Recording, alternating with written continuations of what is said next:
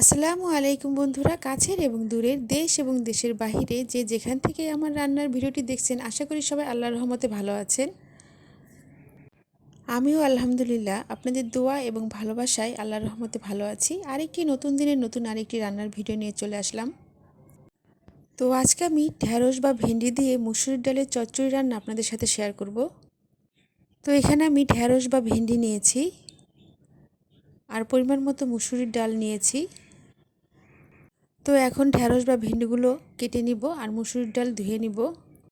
তো ঢ্যাঁড়সের যে গোড়ার দিকটা ছিল সেটা কেটে ভালো করে পানি দিয়ে ধুয়ে নিয়েছি। এখন রান্নায় চলে যাব।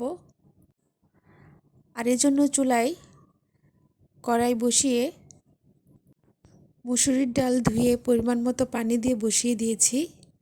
এখন কেটে রাখা পেঁয়াজ কুচি, রসুন কুচি এবং মরিচ দিয়ে দিলাম। এখন স্বাদ মতো লবণ, পরিমাণ মতো হলুদের গুঁড়া, হলুদের পরিমাণটা আমি একটু বেশি দিয়েছি। পরিমাণ মতো আদা রসুন বাটা,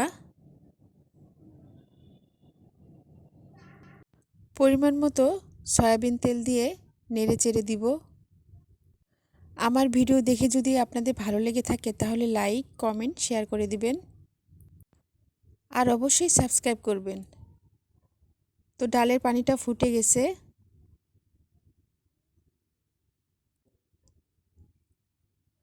আর যারা এখনও আমার চ্যানেলটাকে সাবস্ক্রাইব করেন নাই, ভিডিও দেখতে থাকুন, দেখতে দেখতেই ভালো লেগে যাবে।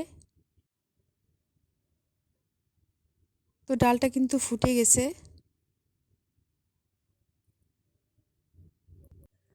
এখন কেটে রাখা ঢ্যাঁড়স বা ভেন্ডি ডালের মধ্যে দিয়ে আবারও একটু নেড়ে চেড়ে দিব। আর যারা এখনও আমার চ্যানেলটাকে সাবস্ক্রাইব করেন নাই, ভিডিও দেখতে থাকুন, দেখতে দেখতেই ভালো লেগে যাবে। হলুদের পরিমাণটা একটু বেশি দিয়েছি, এতে করে ডালের কালারটা সুন্দর আসবে। ডাল দিয়ে যদি কোনো সবুজ শাকসবজি রান্না করা হয়, তাতে হলুদের পরিমাণটা একটু বেশি দিলে ভালো হয়, কারণ এতে করে ডালের কালারটা খুব সুন্দর আসে, খেতেও ভালো লাগে, দেখতেও ভালো লাগে।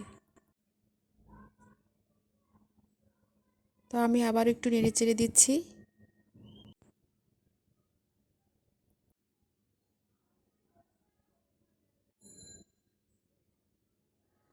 তো দেখুন ডালের কালারটা কিন্তু খুব সুন্দর এসেছে। এই ডালটা খেতে অনেক মজা।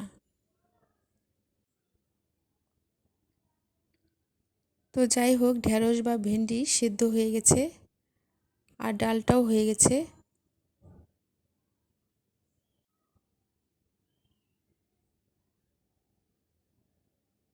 এখন নামিয়ে ফেলবো।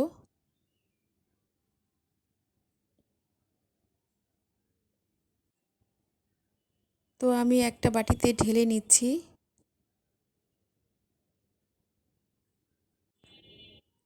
তৈরি হয়ে গেল দুর্দান্ত স্বাদে ঢ্যাঁড়স বা ভেন্ডি দিয়ে মুসুরির ডালের চচ্চড়ি। এই ডালের চচ্চড়ি গরম ভাতের সাথে খেতে খুবই মজা।